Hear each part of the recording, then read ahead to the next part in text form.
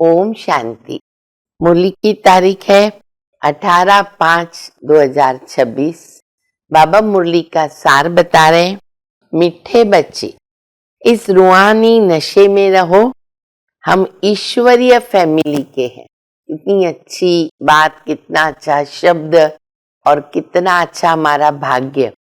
ईश्वरीय फैमिली के हैं हम। अपनी गुप्त दैवी राजधानी स्थापन कर रहे। प्रश्न है, बच्चों में कौन सी आदत पक्की हो तो सारा दिन खुशी बनी रहे?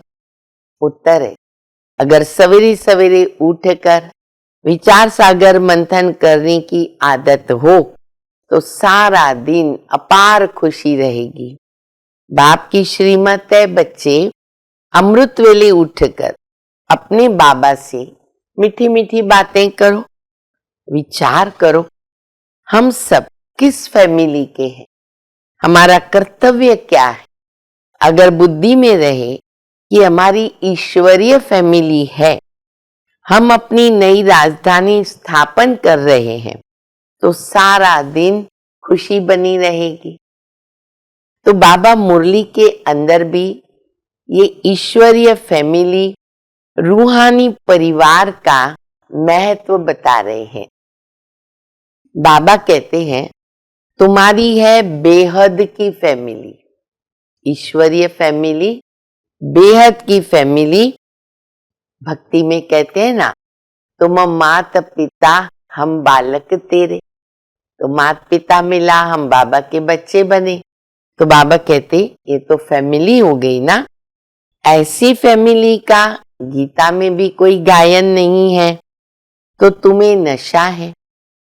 जितना बाबा को याद करेंगे उतना नशा बढ़ेगा, नशा रहेगा।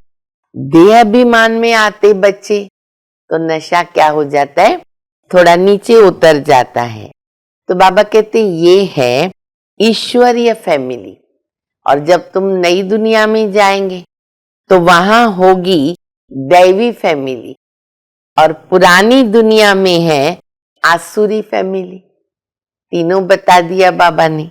तो बाबा कहते सवेरे सवेरे उठकर विचार सागर मंथन करो, अपने आप से बातें करो, तो क्या होगा, उमंग में आएंगे। उमंग बढ़ता जाएगा।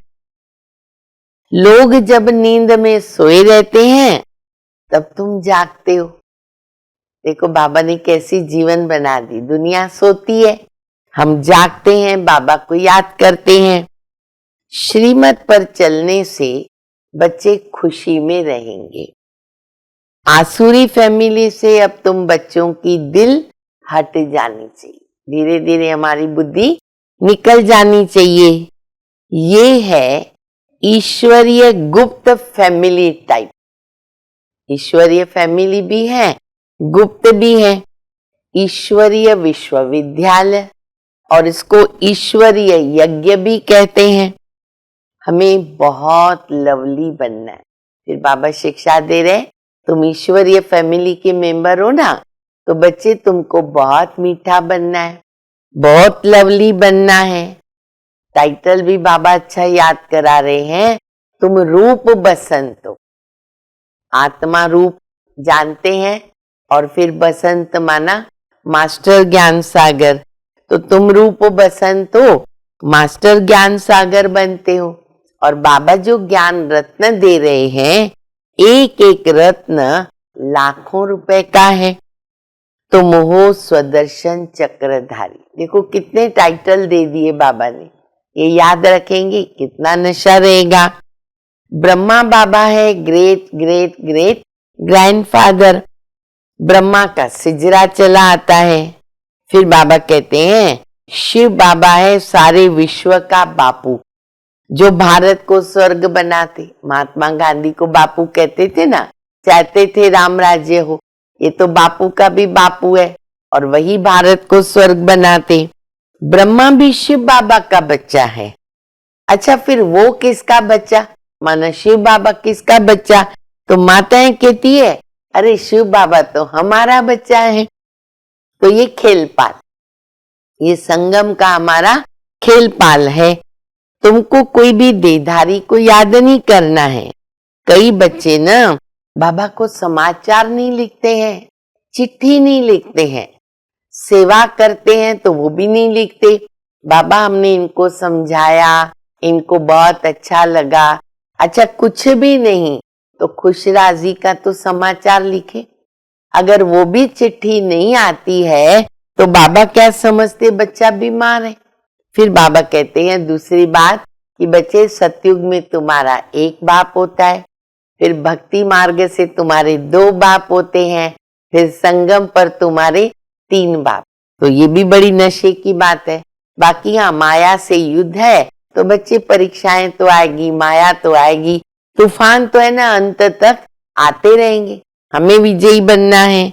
फिर बाबा कहते मधुबन में जब लाते हो ना किसी को तो निश्चय बुद्धि वालों को ही लाना है, नहीं तो क्या हो जाता है, मान लो मधुबन गए, ब्राह्मणी लेके आई, फिर जाके वो पतित बना तो बाबा कहते ब्राह्मणी के ऊपर भी बोझ चढ़ जाता है, ब्राह्मणी की बहुत बड़ी रिस्पॉन्सिबिलिटी हो जाती है। तो इसीलिए इस बात का भी बहुत ध्यान रखना है। देखो यहाँ तुम मधुबन में कहाँ बैठे हो, बाबा कहते तुम अपने घर में बैठे हो, बाबा तुमको घर में बैठ के पढ़ाते हैं। तो बच्चे अभी किसी से भी बुद्धि योग नहीं लगाओ, बाबा की याद में रहो तो विकर्म विनाश होंगे। अभी हम सुनेंगे धारणा के लिए मुख्य सार।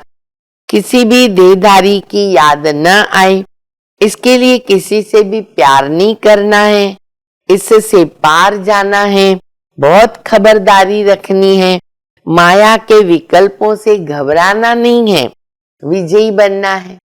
दूसरा, ध्यान दीदार में माया की ना बहुत प्रवेशता हो जाती है, तो उसे भूत प्रवेशता से अपने को बचाना है, बाबा को अपना सच्चा सच्चा समाचार देना है। वरदान है, हर बात में सार को ग्रहण कर ऑलराउंडर बनने वाले सरल पुरुषार्थी भव। जो भी बात देखते हो, सुनते हो, उसके सार को समझ लो, और जो बोलो, जो कर्म करो, उसमें भी जो सार भरा हुआ है तो पुरुषार्थ सरल हो जाएगा। ऐसा सरल पुरुषार्थी सभी बातों में ऑलराउंडर होता है, उसमें कोई भी कमी दिखाई नहीं देती है, कोई भी बात में हिम्मत कम नहीं होनी चाहिए, मुख से ऐसे बोल नहीं निकलते कि हम ये नहीं कर सकते। ऐसे सरल पुरुषार्थी स्वयं भी सरल चित्त रहते हैं और दूसरों को भी सरल चित्त बनाते हैं। स्लोगन है, साधन यूज करते उनके प्रभाव से न्यारे और बाबा के प्यारे बनो।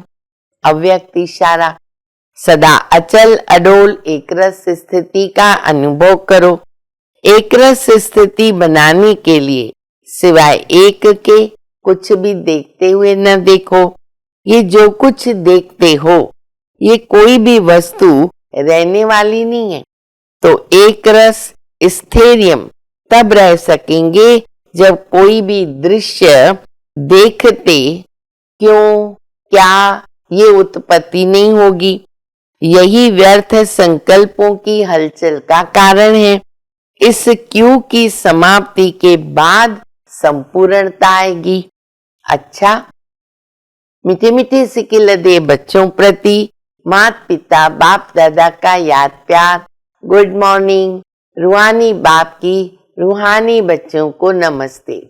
हम सभी रूहानी बच्चों की रूहानी माता पिता बाप दादा को याद प्यार। गुड मॉर्निंग, नमस्ते नमस्ते, शुक्रिया बाबा शुक्रिया। ओम शांति।